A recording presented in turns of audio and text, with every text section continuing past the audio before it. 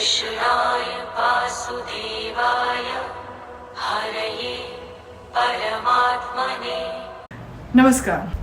क्या कभी आपने सोचा है कि भगवान कृष्ण का तो जन्म हुआ, लेकिन भगवान कृष्ण के जन्म के साथ साथ वो जो कन्या का जन्म हुआ था, जो उसके साथ उनका इंटरचेंज हो गया था, उस कन्या का क्या हुआ?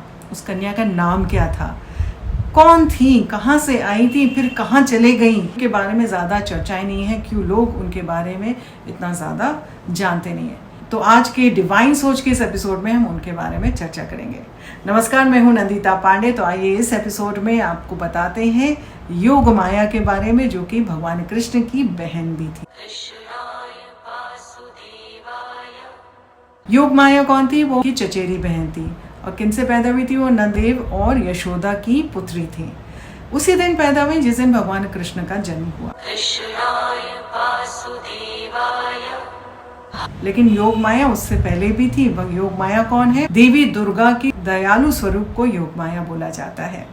तो भगवान विष्णु को संरक्षण देने के लिए उनके जो भी अवतार होते हैं, उनको प्रोटेक्ट करने के लिए योग माया समय समय पर आती रहती है।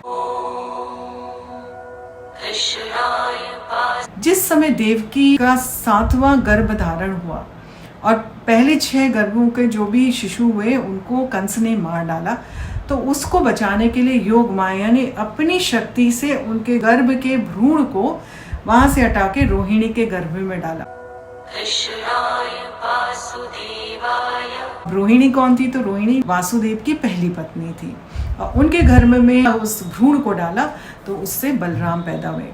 तो बलराम भी या विष्णु अंश को माना जाता है उनको, और उतने ही वो पावरफुल रहे थे। और इस तरह से बलराम प्रोटेक्ट हो जाते हैं। देवकी ने कृष्ण जी को जन्म दिया। तो उस समय कृष्ण भगवान, एक कथा के अनुसार ये भी माना जाता है, अपने चतुर्भुज स्वरूप में जन्म उन्होंने लिया। तो देवकी माँ ने ही उनसे बोला कि आप इस रूप में ना आके बालक स्वरूप में ही आइए, क्योंकि बड़ी मुश्किल हो जाएगी।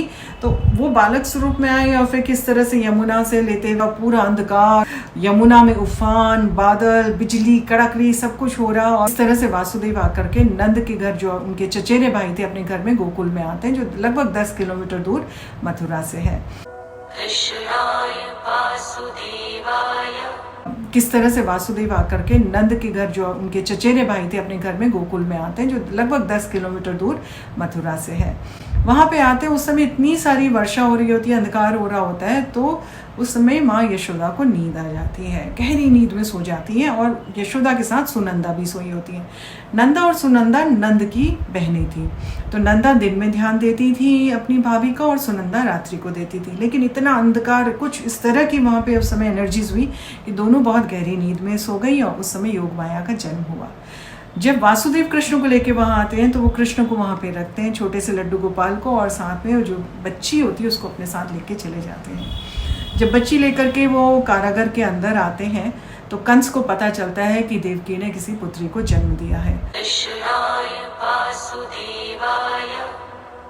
और कंस फिर वहाँ पे आ जाता है। और कंस जब वहाँ पे आता है, तो वो देखता है कि वो कन्या वहाँ पे है। तो कन्या को हाथ में पकड़ता है और पटक करके मारने के लिए जैसे ही शुरू होता है, तो कन्या उनके हाथ से छूट जाती है। और भागवत पुराण के स्कंद 10 अध्याय 4 श्लोक 9 में जिस तरह से वर्णित है, वो वर्णित ये है कि जैसे ही वो मारने के लिए दौड़ते हैं, वो वहाँ से छटक करके बाहर निकलती हैं और देवी दुर्गा के रूप में, अष्टभुजाओं वाली दुर्गा, शस्त्रों से युक्त दुर्गा के रूप में सामने प्रकट होती हैं। और कंस को एक भविष्यवाणी करती हैं कंस की, कि बेवकूफ़, तुम्हारा तो काल ऑलरेडी पैदा हो चुका है, और वो जहाँ पैदा वो सुरक्षित है। मैं तो योग माया हूँ, मैं तो देवी का स्वरूप हूँ, और तू मुझे क्या नष्ट करेगा? मैं ही तुझे यहाँ पे श्राप देती हूँ कि अब तेरी मृत्यु का आने का समय आ गया है, और उल्टी गिनती करना शुरू करे। और उसके बाद वो श्राप दे करके आसमान में विलुप्त हो जाती है। और विचरण करते करते ये माना जाता है कि विंध्याचल पर्वत में वो जा करके वास करती हैं। गंगा किनारे विंध्याचल पर्वत है, वहाँ पे विंध्यांचली देवी भी उनको बोला जाता है। योग माया वहाँ पे वास करती हैं। योग माया का एक मंदिर दिल्ली में भी है, प्राचीन मंदिर। और योग माया को यादवों की कुल देवी भी माना जाता है।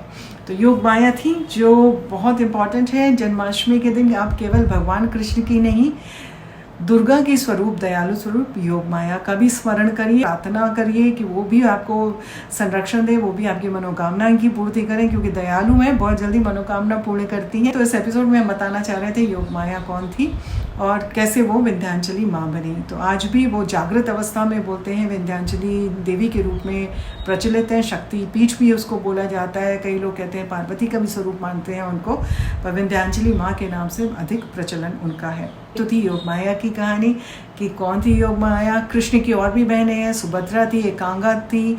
एकांगा अकेले रहती थी तो ज़्यादा उनके बारे में चर्चा नहीं है, सुभद्रा के बारे में अवश्य चर्चा है, उसके बारे में कोई और एपिसोड में बात करेंगे। और कृष्ण जन्माष्टमी अभी के सभी के लिए बहुत शुभ होए और योग माया की भी कृपा आप सभी के ऊपर पड़ी रहे। और अभी के लिए दीजिए मुझे इजाज़त। नमस्कार, आत्मा नमस्ते।